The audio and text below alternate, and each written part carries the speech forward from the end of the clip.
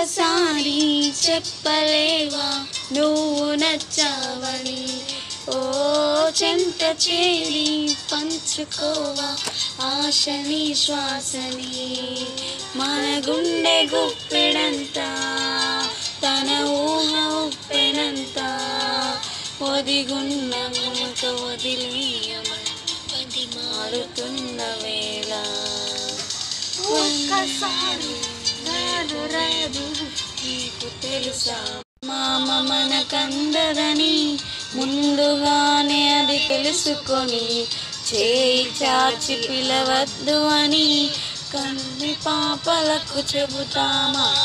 లేనిపోని కలలెందుకని, మేలుకుంటే అవి రావు అని, జన్మలో నిద్రకు అని కంటి పాపలకు చెబుతామా?